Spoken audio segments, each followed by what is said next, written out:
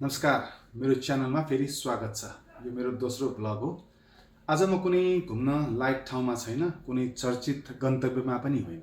आज म छु मेरो कार्यस्थल यलमार्टमा। धेरैजसो ब्लगहरू घुमघाम, रमाइलो र नयाँ ठाउँका हुन्छन्, तर मेरो सोच अलिक फरक छ। किनकि जिन्दगी केवल यात्रामा मात्र हुँदैन, जिन्दगी त दैनिक काममा पनि हुन्छ।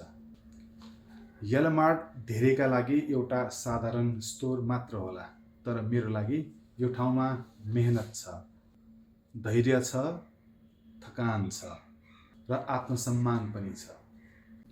यहाँ मेरो दिन सुरु हुन्छ कहिले उत्साहसँग, कहिले थकाइसँग, तर सधैँ जिम्मेवारीसँग। काम सानो ठुलो हुँदैन, काम गर्ने मन साँचो हुनुपर्छ। यहाँ आउने हरेक मान्छे आफ्ना कथा बोकेर आउँछन्, कोही हतारमा, कोही फुर्सदमा, कोही मुस्कान सहित अनि कोही मौन पीडा सहित। मैले यहाँ एउटा कुरा सिकेको छु, सफलता भनेको सधैँ ठुलो ठाउँमा पुग्नु मात्र होइन, कहिलेकाहीँ दैनिक रूपमा इमानदारीले काम गर्नु पनि सफलता हो। यो ठाउँले मलाई अनुशासन सिकायो, समयको मूल्य बुझायो र धैर्य गर्न सिकायो।